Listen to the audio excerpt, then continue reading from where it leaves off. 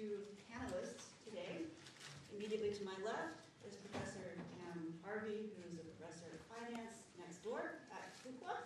He's also a research associate with the National Bureau of Economic Research, an investment strategy advisor for the Man Group, which is the world's largest publicly listed hedge fund provider, and the 2016 president of the American Finance Association.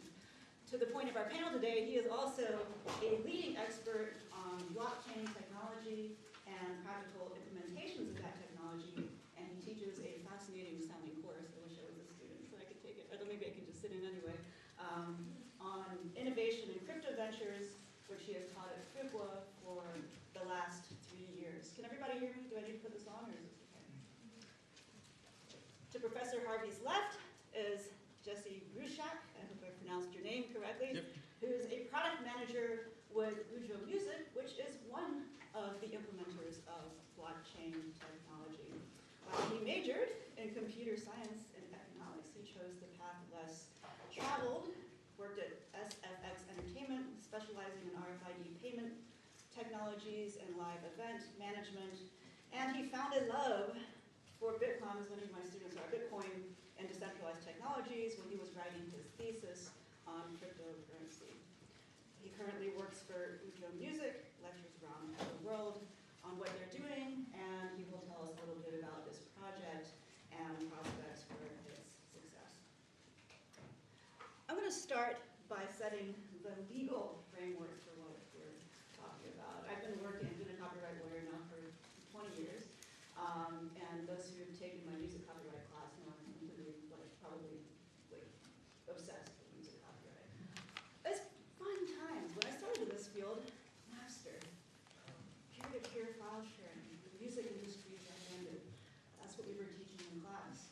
Move on to iTunes, which changed the way we buy music, disaggregated the album from your albums into individual tracks, and then move on to last year when streaming has for the first time overtaken all other formats of music and generating the majority of music industry revenues.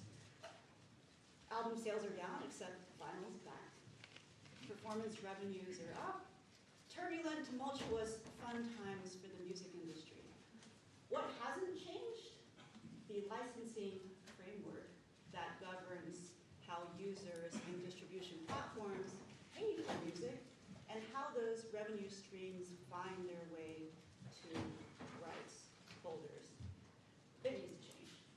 Even the Copyright Office, not known for being ahead of the game in 2015, I love the Copyright Office, said the outmoded rules for the licensing of musical works and sound recordings is an area in significant need of reform. The reality is, I'm quoting the Copyright Office, that both music creators and the innovators who support them are increasingly doing business in legal quicksand. The state of affairs is bad for copyright law and bad for the United States, our creative nation. The Copyright Office issued a 245-page report in 2015. I know some of my students have been forced to read that report. If you're having trouble sleeping, you might want to download it. Copyright Office identified 4 systemic problems with our licensing framework that account for this. A wildly inefficient licensing process that I'm going to show you on the PowerPoint, missing and inaccurate rights ownership information, a lack of transparency in usage and payment information, and finally, all of that resulting in unfair compensation for artists and songwriters. Much like healthcare, everyone agrees that the system is broken, but no one agrees on how to fix it. Also, like healthcare, it will not surprise you to learn that the incumbents like their position and are wedded to their entrenched intermediate roles in the system. So what we need is something wild, a holistic solution that simply wipes away the morass and puts something else in its place. That's what this panel is about. Enter the blockchain and smart contracts that have the potential, if it happens, to address all of the four problems that the Copyright Office has enumerated. For those of you who don't believe me, about the Byzantine complexity of the music licensing system, I have a quick demonstration for you. Every piece of music has two copyrights. One copyright in the music composition, that covers the lyrics and the music, what you might see on a piece of sheet music, and a separate, discrete, different copyright over the sound recording, which is the performance of that particular piece of music. So to use an example from my era, with which the students are probably unfamiliar, Bob Dylan, Nobel Prize winner, writes a lot of music all along the Watchtower. Bob Dylan owns the music composition copyright. Jimi Hendrix made an amazing version, rest in peace of it. Jimi Hendrix owns the sound recording copyright. So any piece of recorded music from the get-go, the splitting of the atom, you're dealing with two copyrights, two sets of mouths to feed. But wait, it gets more complex.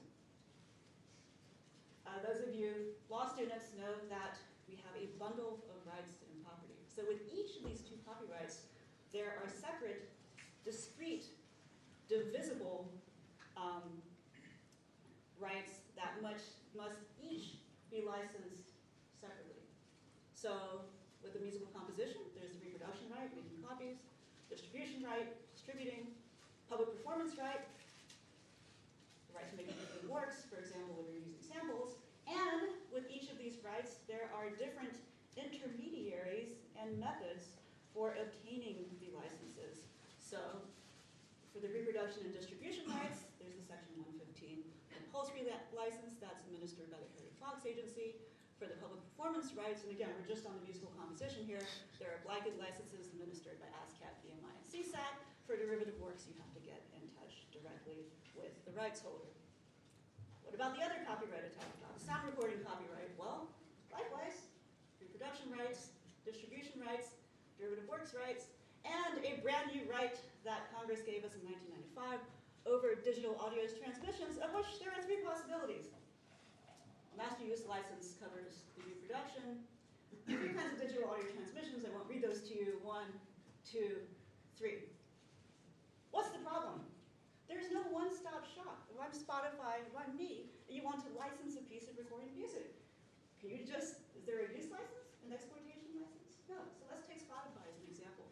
Spotify, the streaming service. What licenses does it have to get? From different people, through different mechanisms, via different intermediaries? Well, because of how digital technology works, they're streaming.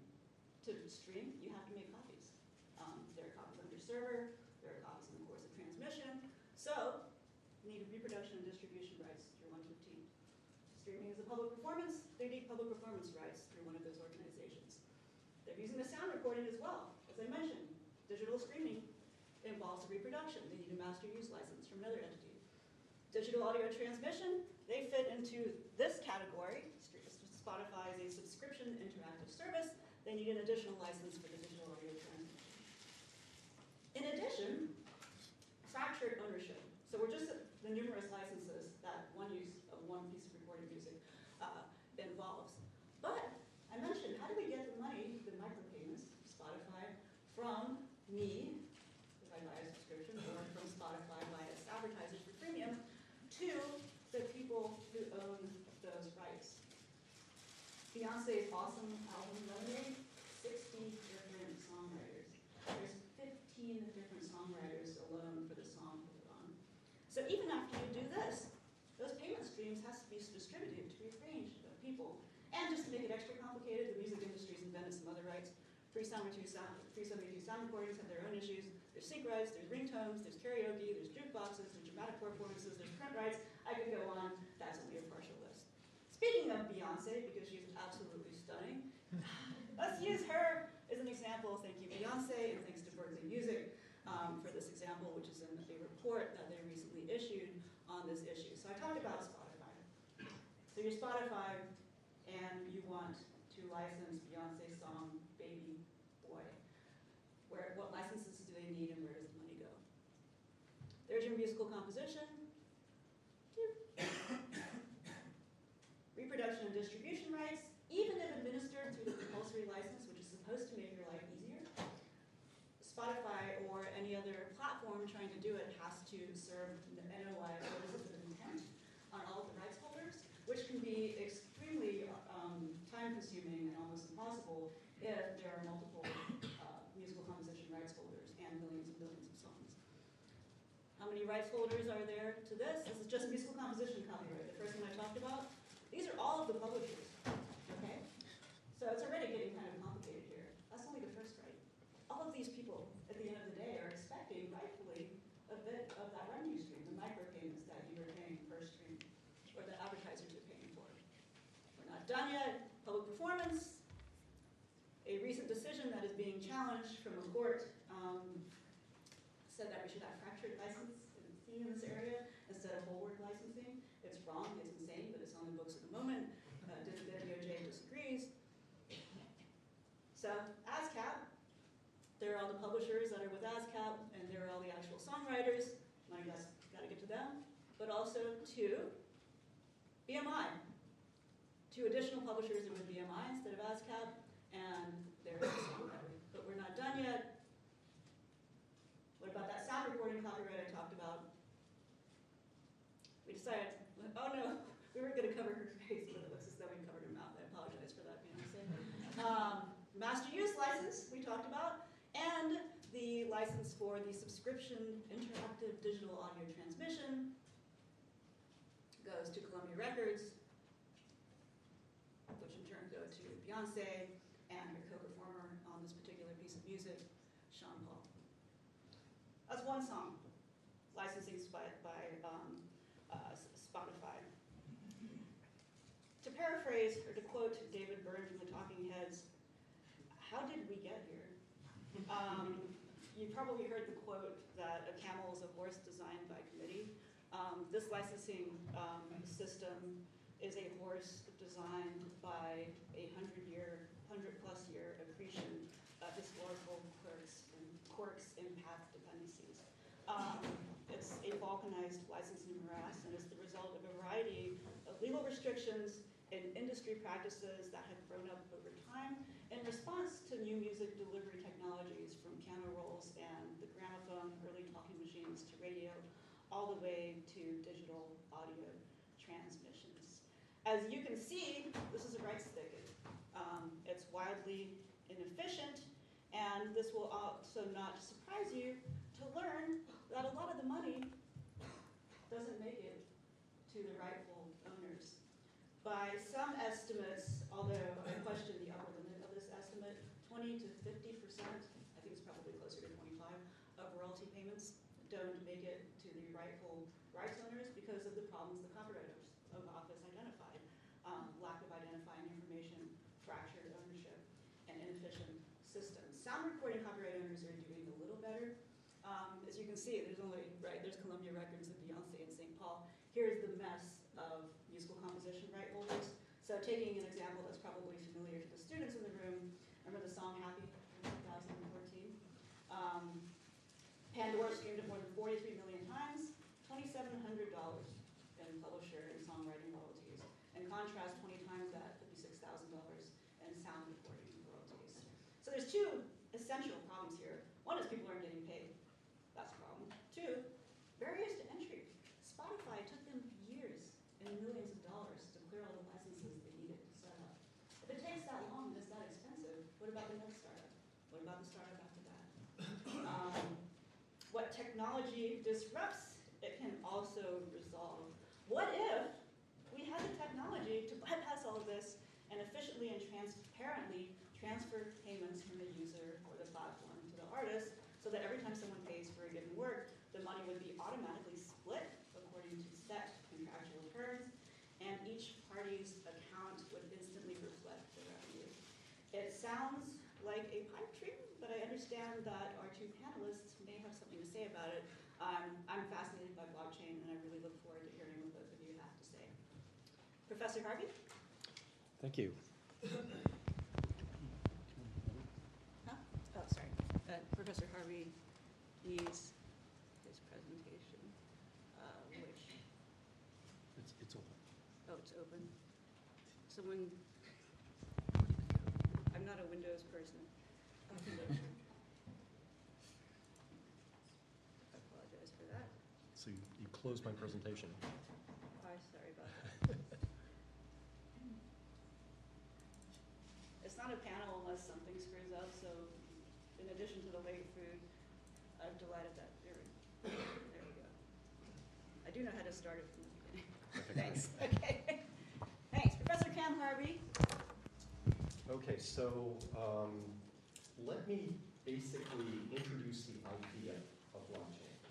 So already we've seen a situation that's incredibly complicated, that many legacy players are involved with. And in order to understand if it's possible that blockchain can solve some of these problems, we need to kind of take a step back and really understand what's going on with this particular technology. So basically, let me go through, just in a few minutes, an introduction to the basic idea. So the first thing is that there's no the blockchain. People will talk about the blockchain. Blockchain is a technology. Okay, and there's many different forms of blockchain. And it's also a mistake to think that Bitcoin equals blockchain, even though you wouldn't know it by reading the media. They routinely confuse Bitcoin with blockchain. Bitcoin uses a blockchain, but many other applications use blockchain. And indeed, the idea of blockchain has been around since 1991. It was first proposed by two researchers in the context of time-stamping digital documents. And indeed, you can think of that application as highly relevant in terms of most modern blockchain applications. So what is a blockchain? The blockchain is a ledger. Think of it as a spreadsheet, but it's a very special ledger. So it's easily accessed and shared by many. So it's a distributed technology. It's not centralized. So the spreadsheet does not reside on any one central server. It is shared by many people, so distributed. Number two, it is usually, and this is a choice within the technology, transparent. So somebody can download this ledger and see the contents of the ledger. Okay, so I say various levels because it really depends upon the application. If it is a blockchain, let's say, amongst different banks, then it only makes sense to see your own transactions and not other banks' transactions. So the level of transparency is set. One of the crucial features is immutability. So think of this as a record of history, and history cannot be edited. So you can add to a blockchain, you can't go back and change history. So think of it as a record, a historical record.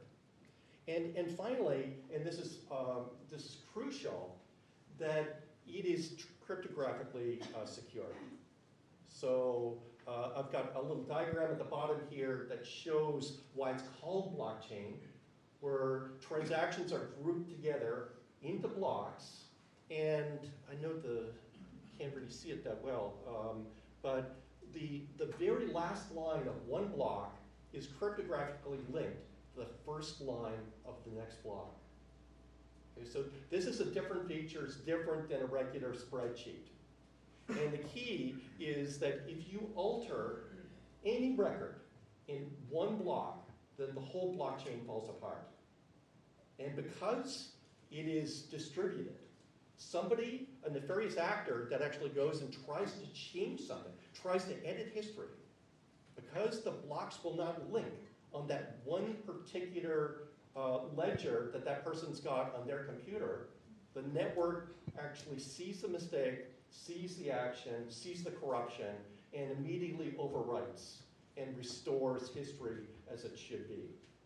Okay, so that's the basic idea. It's actually, the basic idea is not that complicated. It is a very special ledger that's got some extra features that are extremely useful for what we do. Okay, so what problems does blockchain actually solve? So I put blockchain into two basic categories. Number one is verification of ownership. So you can actually go to the blockchain and establish that you or somebody else actually owns something.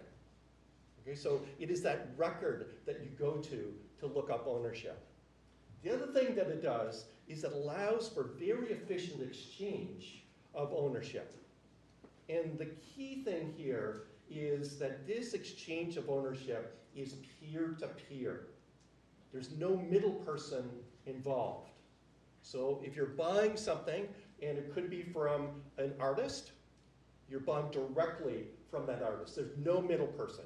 So in retail context, there's no distinction between customer, retailer, and banker. Everybody is on the same level. Okay, so there are two main types of blockchains. One is a public blockchain, and the other is a private blockchain. The advantage of the public blockchain is you don't need to trust anybody. So it's open source, nobody controls it, there's no CEO, and there's various rules set up in an algorithm. Indeed, you can think of this, we call it a DAO, so a distributed autonomous organization. It's like a company that basically has no CEO. It's an algorithm. Okay, so there's many different types, even within this public category. There's the original Bitcoin blockchain, but most of the action today, in terms of applications, is not in the Bitcoin blockchain, but in the Ethereum blockchain. That blockchain is also a public blockchain, or can be a public blockchain, and it has a very special feature that's highly relevant to everybody here. It allows for contracting. Okay, so it allows for conditional contracting. So it could be some event that triggers in the future, actually causes a transaction. Okay, so most of the research and the applications today are in this particular sphere in terms of Ethereum. There's many different mechanisms to ensure security. I'm not going to go through the details of those, but the sort of words that are thrown around are proof of work, proof of stake, proof of authority. There's even other types that ensure the security and the viability of the transactions. So in private blockchains, you actually have to trust somebody. Okay, and that's important. So when you actually think of applying a blockchain technology, you need to ask the question, do I need to make it trustless? Because to make it trustless actually is costly. So to verify, to do the security, that is costly to actually do. There are many applications where we already trust people, so we could make the transactions much more efficient with a blockchain technology with some degree of trust. So again, today there is much interest in both the public and private blockchain implementations. And I would say for a lot of business applications, many are looking first at private-based blockchain technology. Okay, so what is the target of disruption? Essentially, any situation where there's a thick layer of middle people. And we just saw a huge thick layer of middle people. So let me give two examples and then turn over to Jesse. So number one is a simple real estate transaction. So if you've ever done one, I'm sure you will do a transaction. It is Byzantine. It's in many places no different than it was 100 years ago. The main problem that you face is that you don't really know if the person you're buying the property from actually owns it. So it takes a number of days to do a search, and indeed, often lawyers are employed to do these searches. So it's a title search, not Duke grads, of course. You can't even get a mortgage without getting insurance, title insurance. So, and again, the bank is worried that they're actually paying the money to somebody who doesn't own the property. Okay, so what blockchain can do is think of a ledger. It's a ledger set up by the municipality. It's got every piece of property in that municipality in the ledger. It's got every single lien on that property in this ledger. And anybody can download it. So when you go to your agent's office. They've got it. They know who owns that property. Don't need to go through this title search. And the transaction can happen instantly. The bank does not need title insurance. Indeed, the people doing title insurance are out of a job. Okay, so this is a simple application, and essentially this is both verification of ownership and the actual efficient transfer of ownership. We're going to be talking about media, and I've got a media example, but it's not Jesse's example. And basically the way that I see this is that all of these layers of middle people basically destroy the ability for the content provider or the artist to connect directly with the people that are enjoying the actual content. So it's actually interesting, people, when you think about books, one of the most significant disruptions for Amazon was not just the distribution of digital books, but it blocked the content provider from knowing who was reading their books. There's no way to create a community because you don't know who's actually reading your book. So video and audio have complicated licensing systems. We're living still in the age of cable TV, which is just an awful technology. It is just horrible. And this will all be disrupted. So think about a video example with blockchain. So you use a blockchain-based payment mechanism. The advantage of that is it's secure and you can do micropayments. You buy the right to view some video content. You can view it on any device because you have the right.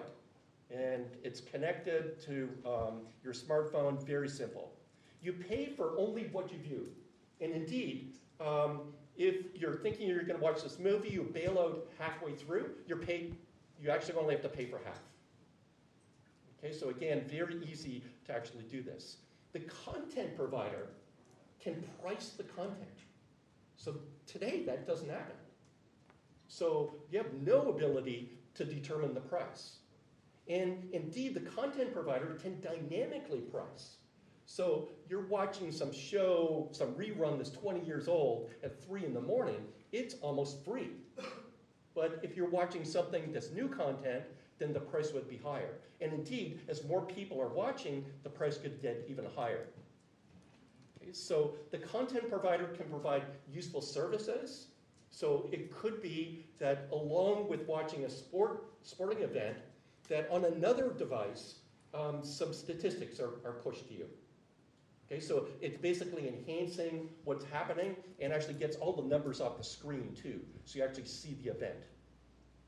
So many other things are possible. So things like you can be alerted directly because the content provider knows who's watching the content. You can be alerted when similar content is available. This provides democracy in that today you have to have sufficient scale to actually get into this business. With this technology, even the smallest content producers are viable. And finally, and I think this is super important, it allows the content provider to create community. This is very difficult to do today. You know the people that are watching your video or listening to your music, and you can harvest that. And finally, I guess, and maybe very important to the content providers, in cutting out these middle people, it allows you to have a greater share of the actual revenue. So there are risks that we will talk about, I'm sure, a little later on, but I want to go directly to Jesse. Sure. Do I get up? You want to slide? No. I'm going to turn the jacket off. Yeah, I'll just, I can just stay here. That's cool. Yeah, just go ahead and sit down. Cool. Yeah, so, does this work? So, I first got interested in blockchain technology in early 2011. I found Bitcoin. It seemed kind of interesting, and you know, I didn't totally understand the mechanics behind it. Didn't understand everything that was going on, but it seemed like something that was going to be important for the future. And this was kind of when it had started to rise a little bit in the price, and things had increased a little bit. But this was 2011, and there were no blockchain companies, there were no Bitcoin companies really, and if they were, you had to be senior level or cryptographers or kind of something along those lines. So when I graduated school, which was actually only in 2014, I went into the music industry. I had a passion for music, and it seems like kind of a fun place to be working. So I spent a couple years in the music industry working on cashless payments, and I would walk around these music festivals and look at cashless payments and be like, well, why isn't this on a blockchain, right? Why aren't we paying with things at music festivals with, digital tokens? These systems, we would have a system go out for 3 hours because a cable would be cut, and I would just think, why can't this be solved with a blockchain? And so I went towards, I left the company I was at the end of beginning of 2015, and was looking for the next thing that actually would make an impact. And I found a company called Consensus, and at that point, it was about 30 people, 10 people in a really tiny little New York office, 20 people kind of spread around the world. And we were kind of thinking about everything that was just discussed, right? We were thinking about how to remove middlemen and how to remove people, and make these systems just really more efficient. And since my background had come from music, I kind of, was like started looking towards the music industry, and there were a couple other people that worked in the music industry. The founder of our company had spent a couple years in Jamaica producing a music album, and it seemed ripe for disruption, So we put out a thought piece in the beginning of 2015 describing the problems, and it was actually called theproblem.wtf, and that website is still up. And it's basically kind of a manifesto on, everything Jennifer described, right? Everything is broken in this system. It takes months to get licensing done. It takes years to get deals done if you're a startup. And it takes years to settle the lawsuits that occur, really, because you didn't follow the rules exactly, because they're so complicated. Even the people that work in the industry don't understand them. And the joke that everyone makes is a handshake, like a hello in the music industry is a lawsuit, right? Because that's really the first time you ever meet anyone else is because you're suing them for, using your music or using it inappropriately or not licensing it properly. So we started looking into this, and we put out that thought piece basically as a way to stir up the conversation and say, is anyone else thinking about this? Or, are we the only people out there that realize that blockchain has the potential to disrupt the music industry, that has the potential to disrupt the energy, the oil, really every industry, but music specifically. And so Imogen Heap actually reached out to one of her friends who was a colleague of ours and was like, I've had these crazy ideas for a few years now, and it seems like the technology is finally catching up to where my ideas are. So, we spoke to her, and she gave us a use case, and we were like, awesome. Finally, someone actually has a use for this stuff, right? So on a really small level, she gave us one of her songs. It was a song called Tiny Human, and we basically took the song, broke down the rights, and automated every single piece of it. So you would go onto our website, and you would create a digital wallet that held digital tokens. In this case, it was Ether, which is part of the digital token on the Ethereum network. It's kind of what you pay with, similar to Bitcoin. And you would create a wallet, you would put an Ether in there, you could buy the song, you could buy a license, right? So there were 3 types of licenses available. They weren't probably legally compliant, but they were a streaming license, a download license, a stem license, and then there were a couple others that weren't automated because Imogen wasn't sure what she wanted to charge. So a streaming license, I think, was 1 cent.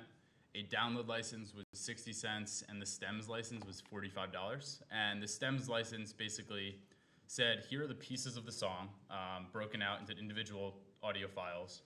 You can take the song, you can remix it, you can do whatever you want with it, but you have to agree that if you do publish this song, you were going to give me back 50% of the money you're making from it. And I think there might have been another clause in there, but basically it allowed you to kind of create derivative works from her original track.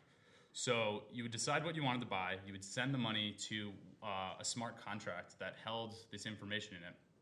Based on the amount of money you sent to the smart contract, it would issue you the proper license for that purchase. So download streaming stems license. And you would be able to see that license in your wallet, see that you had that license available. And it would issue you the file if it was a download. And in 15 seconds, the money was transferred from your wallet to Imogen's wallet, or rather to the smart contract. And the smart contract had in it the splits for who owned the song. So Imogen owned, I think, 90% of the recording, and then everyone else was split up among that. And so instantly, the money was split up among the collaborators and paid out to the wallets. So, basically this was just a proof of concept to show this is possible, right? This is possible to create a system that is so efficient that people get paid instantly, that people could see what's happening instantly.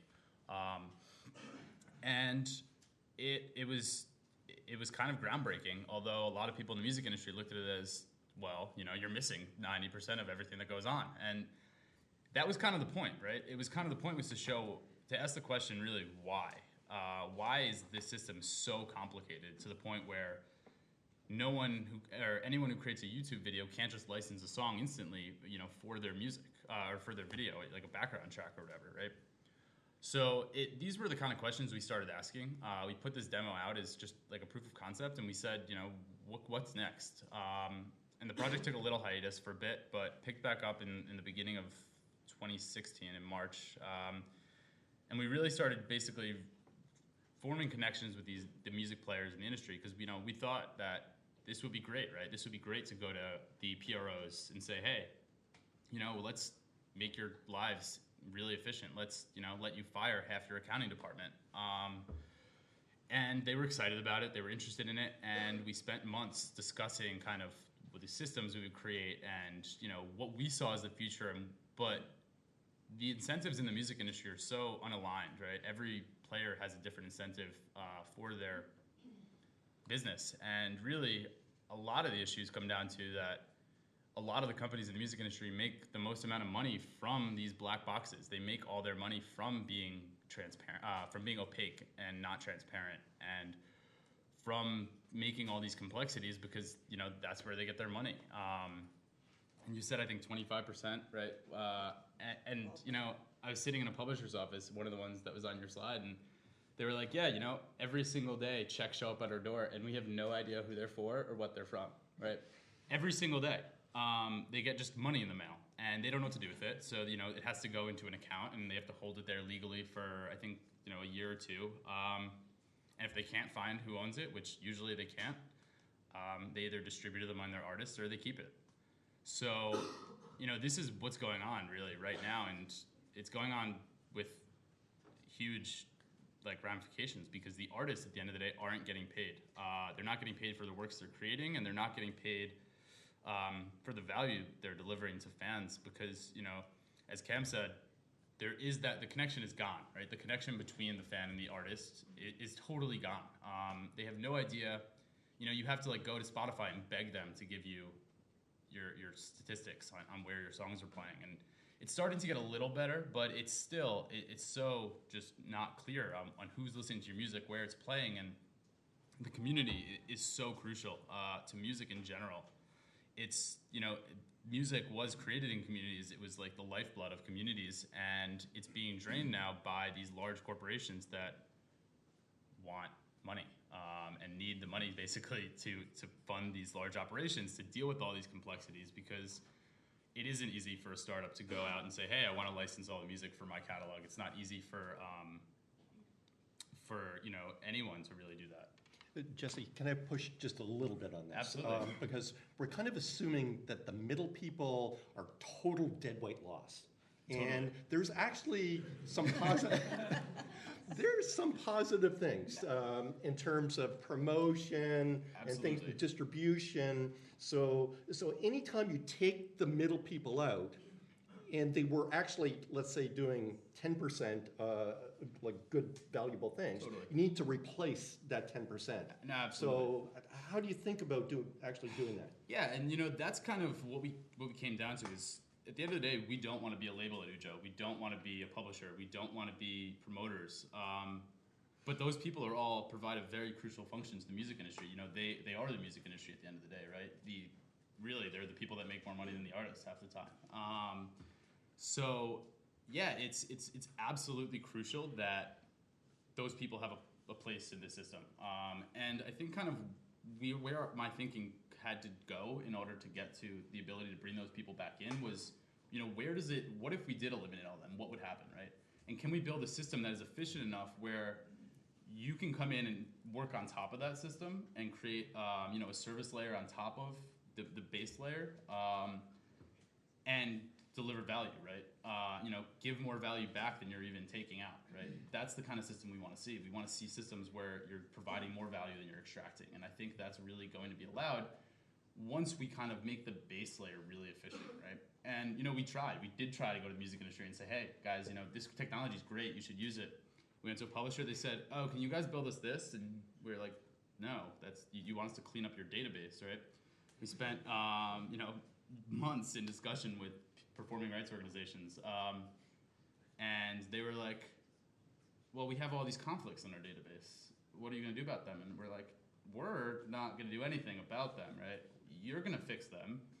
And then you're going to put the clean data into the system because that's how it should have been from the beginning. And they weren't into that, right? They're not into changing their business. They weren't into making things more efficient because, like I said, they get so much of their value from the inefficiencies. So do you think, given the complexity of the middle layer, I give two examples. One was like a property transfer. Well, the incentives are really aligned there. The municipality is more than willing to actually do this. It reduces their costs, it makes the area more attractive, and the voters actually love it. Okay, so it's actually easy to disrupt that particular application, but given this massive complexity, it just seems very low probability that something like this will work. Yeah. It's definitely not an easy challenge.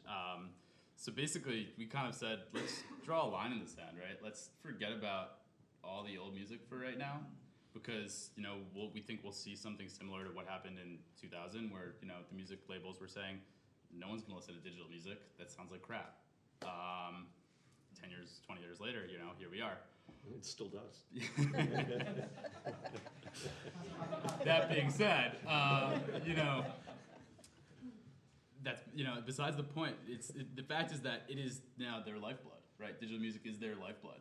And if, they're not willing to adopt these systems now before it actually has to make some type of impact on their business, then, we think they'll come to the party later at the end of the day. And, because no one's ever going to want to stop listening to Beyonce or Michael Jackson or the Beatles, right? Okay, so talk to me about how this could play out. So I said it's low probability, but that doesn't mean it's not going to happen, right? And great ideas are often low probability at one point. There's many challenges. So does this happen from kind of the bottom up, kind of grassroots artists that would love to get something, or do you need like mega artists to sign into this to make it actually happen? So what is the path to success? I think it has to be grassroots. We tried to go to the top and said, hey, here's this. We even said to one of the performing rights organizations, we'll do this for free. Just give us your data, right? And they said, but who owns the rights to that? And we said, well, we do, since we're building it for free. And they're like, I don't think so.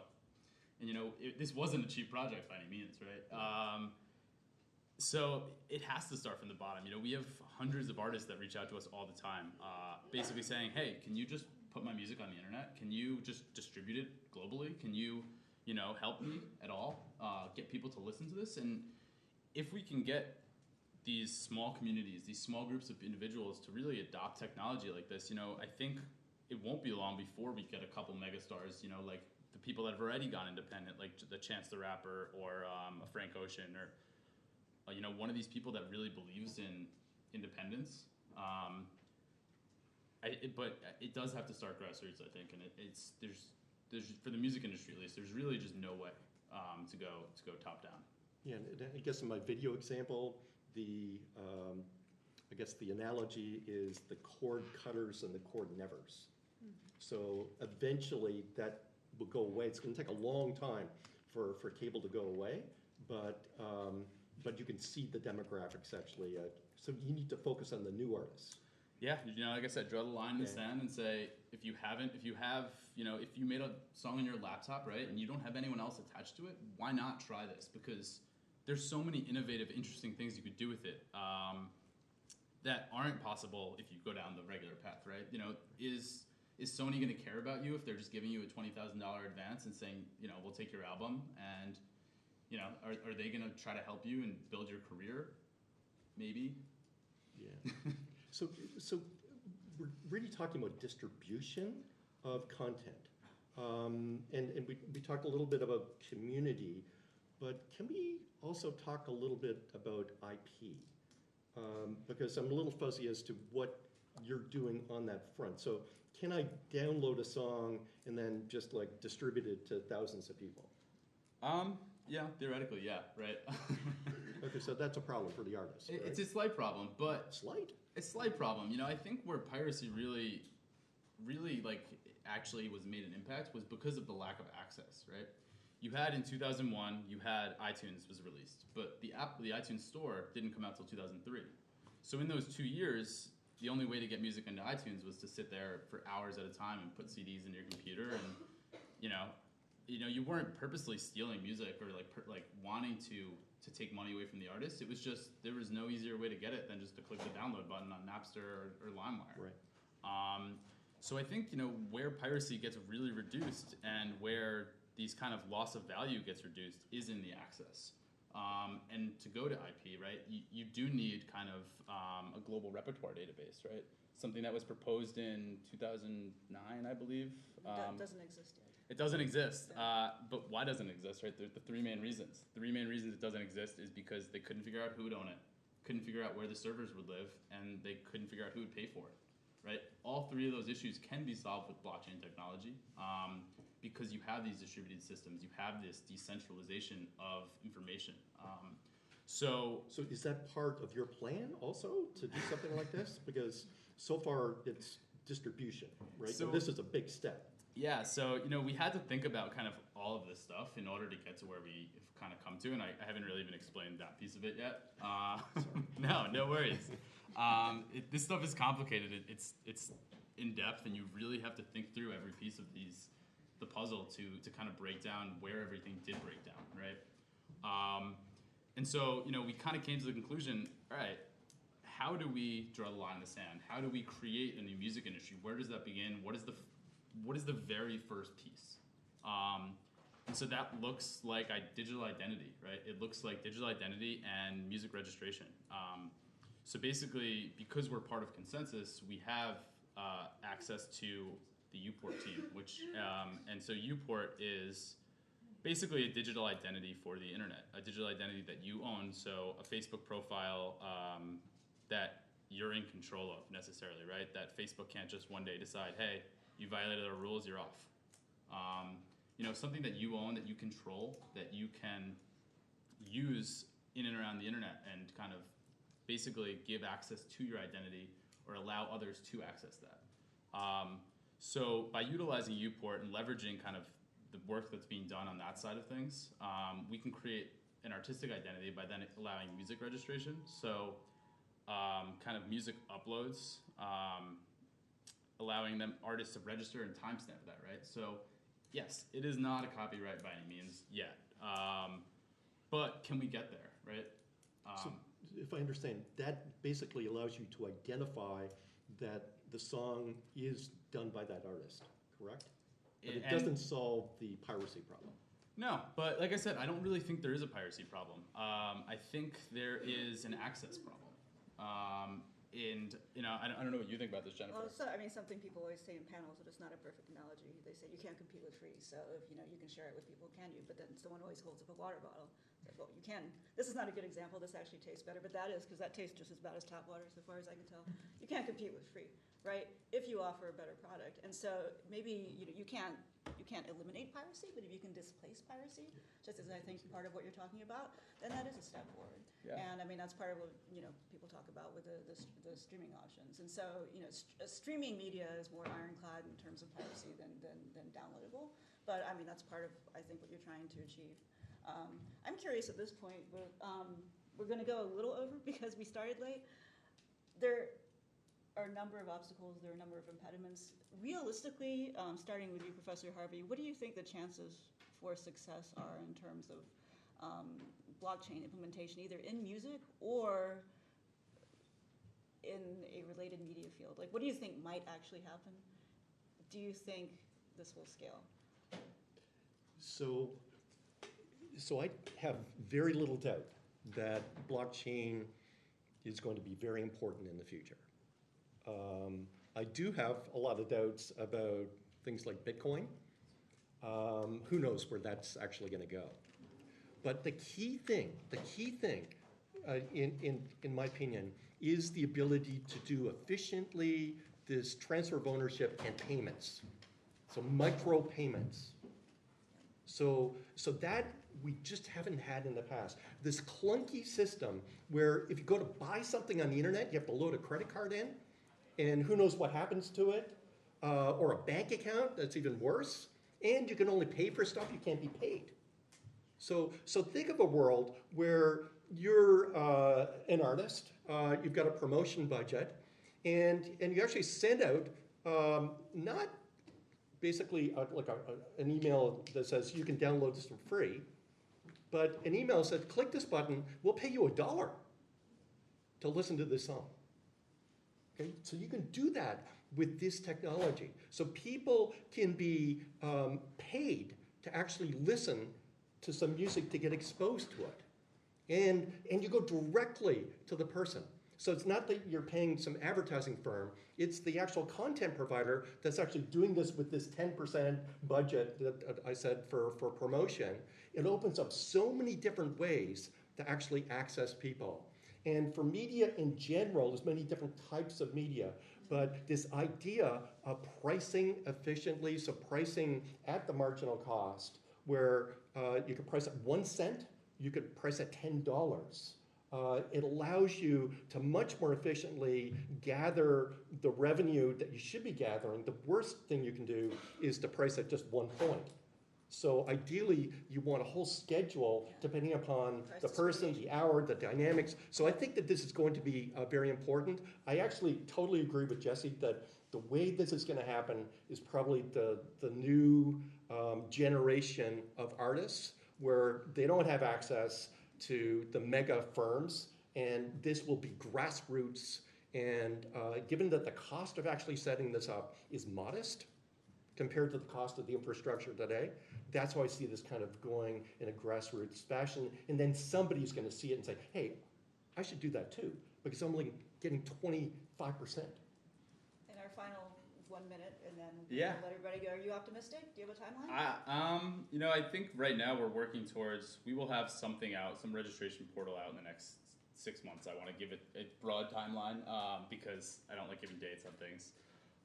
But in the next 2 to 3 years, I think we're really going to see this take hold. And to your point of you can't compete with free. But if you know that artist is living in a 1-bedroom apartment and is struggling to pay their bills because you're actually connected with them, right? Yeah. You're a lot more likely to say, hey, you know what? Here's $5, or here's $100 because I can afford that, or I can give you that money. Now that I actually know who you are, you're not just some name that I've never heard of that pops up in my LimeWire search, right? So I think we're gonna see a really a movement back to like these. I like to call them like hyper local global communities, and I think that's kind of where we can see these things move towards, and blockchain will probably propel us towards that future. Groovy. Join me in thanking our panelists. That was an excellent discussion.